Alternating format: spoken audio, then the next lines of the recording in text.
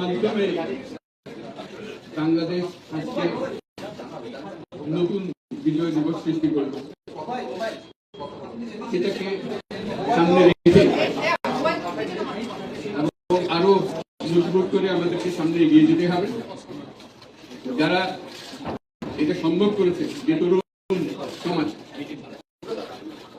তাদের প্রতি আমি আমার সমস্ত প্রশংসা এবং কৃতজ্ঞতা জানাচ্ছি তাদের, তারা আমার সাথে আছে।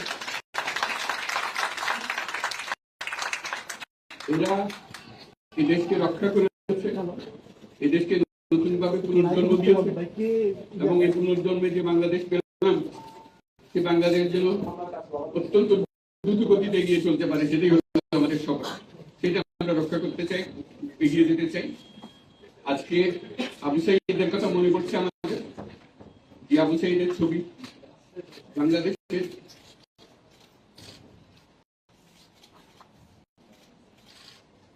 প্রতিটি মানুষের মনে গেছে।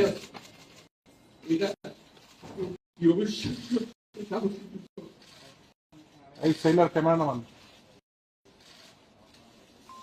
বন্দুকের সামনে দাঁড়িয়ে আছে এবং তারপরে থেকে কোন যুবকী আর সামনে গিয়ে এবং বলছি যতগুলি মানব মাত্র আমরা, যার কারণে সারা বাংলাদেশ জুড়ে এই আন্দোলন ছড়িয়ে গেছে এবং যার কারণে বাংলাদেশে কিন্তু স্বাধীনতা অর্জন করছে।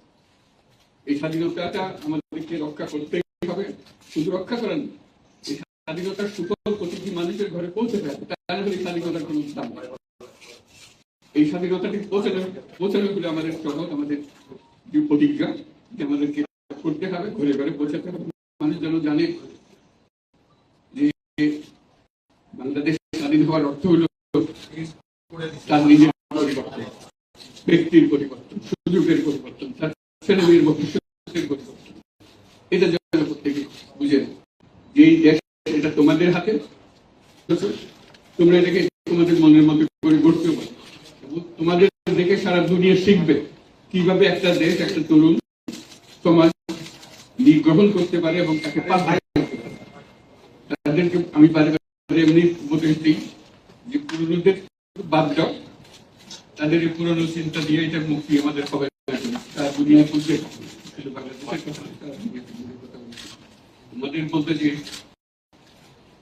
শক্তি আছে, যে ক্রিয়েটিভিটি আছে, সৃজনশীলতা আছে, সেই সৃজনশীলতাকেও কাজে লাগাতে হবে।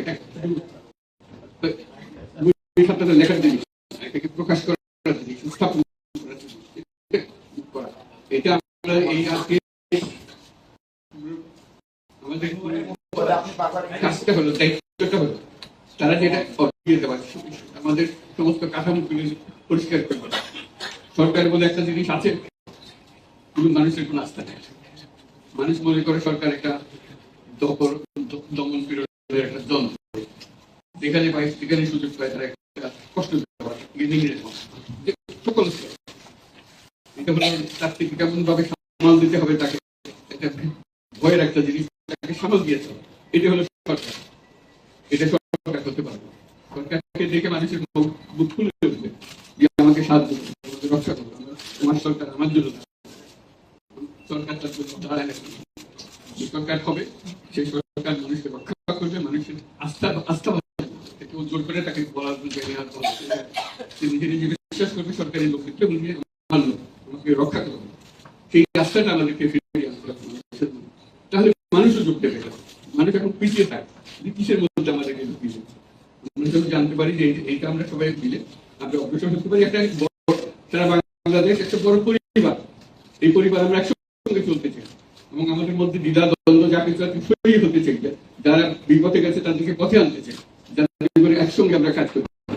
এর মধ্যে আমরা শুনলাম আসার পথে শুনে আসছি যে এখানে আইন শৃঙ্খলার ব্যাঘাত হচ্ছে, মানুষকে আক্রমণ করছে, ঘর বাড়ি জ্বালিয়ে দিচ্ছে, সম্পদ জ্বালিয়ে নষ্ট করছে, দিয়ে যাচ্ছে, অফিস আদালতে আক্রমণ করছে, সংখ্যালঘুদের উপর আক্রমণ করছে, হিন্দু, বৌদ্ধ, খ্রিস্টান, আমলিয়া সবার উপর আক্রমণ করছে।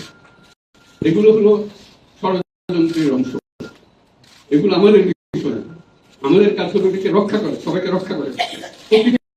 প্রতিটি মানুষ আমাদের ভাই, আমাদের বোন, তাদের রক্ষা করে এবং আমাদের একটা শৃঙ্খলা ঠিক আছে। বিশৃঙ্খলা, সহিংসতা এগুলো হলো অগ্রগতির বড় শত্রু। আমাদের যে যাত্রা শুরু হলো সেই যাত্রার শত্রু, এই শত্রুকে যাতে রোধ করা যায়, তাদেরকে বুঝিয়ে শুনিয়ে হোক, তাদেরকে আইন শৃঙ্খলার সাথে দিয়ে হোক, এটা বোঝাতে হবে। তাকে মেরে রেখে এটা ঠিক না। আইন শৃঙ্খলা নিজের হাতে থাকতে তাকে আমাদের আইন শৃঙ্খলা বাহিনী এমন হতে হবে তাদের হাতে সুপর্দ দিলে আমরা নিশ্চিন্ত থাকবে তার একটা বিহিত। এখন কিন্তু আমরা হাতে দিয়ে দিলাম যে 2 টাকা দিয়ে আবার ছেড়ে দিল, এটা যেন হবে না। আমাদের সেই আস্থাটা আমাদের আনতে হবে। আইন শৃঙ্খলা এখন আমাদের প্রথম কাজ। এই আইন শৃঙ্খলা ঠিক না হওয়া পর্যন্ত এটা আমরা অগ্রসর করার জন্য পদক্ষেপ নিতে পারবো না। আপনারা আমার উপরে আস্থা রেখে আমাকে জানিয়ে ছাত্ররা আমাকে আহ্বান দিয়েছে, সেটাতে আমি সাড়া দিয়েছি। দেশবাসীর কাছে আমার আবেদন, আপনারা যদি আমার উপরে বিশ্বাস রাখেন, আমার উপরে ভরসা রাখেন, তাহলে নিশ্চিত করেন যে দেশে কোনো জায়গায় কারো উপরে হামলা হবে।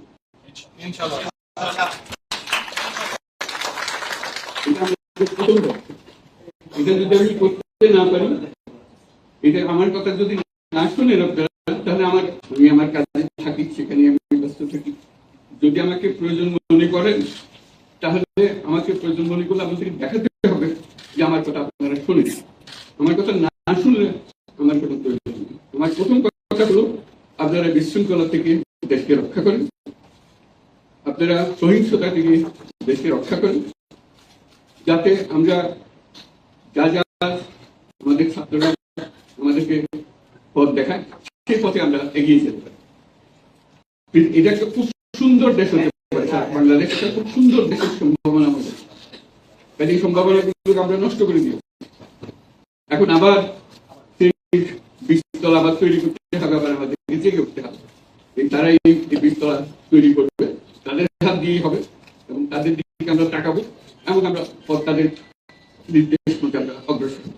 এখানে সরকারি কর্মচারী যারা আছেন, সেনাবাহিনী, বিমান বাহিনী, নৌবাহিনী প্রধানরা যারা আছেন, তাদের প্রতি অনুরোধ, আমরা একটা পরিবার, এইটার মধ্যে যেন আমাদের গোলযোগ না হয়, আমরা একযোগে একসাথে চলতে পারি এবং আমরা তড়িৎ গতিতে একটা সুন্দর বাংলাদেশ গড়ার পথে এগিয়ে যেতে পারি। সেটাই আমার কামনা। আপনাদের সবার কাছে আবেদন, আমাদেরকে সেই সুযোগ দেন, আমরা সেই পথে আমরা যেন অগ্রসর দিতে প্রশান্তি পাই। পৃথিবীর সবাই আগ্রহ করে তাকিয়ে আছে আমাদের দিকে।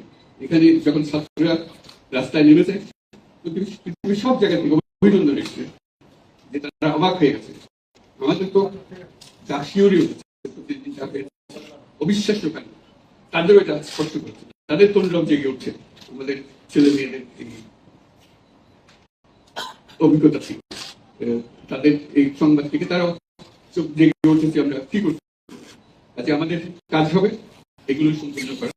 যেটা আজকে থেকে শুরু করলাম, সেটা আশা করি আমরা দ্রুত গতিতে এগিয়ে যেতে পারবো। সবাইকে ধন্যবাদ।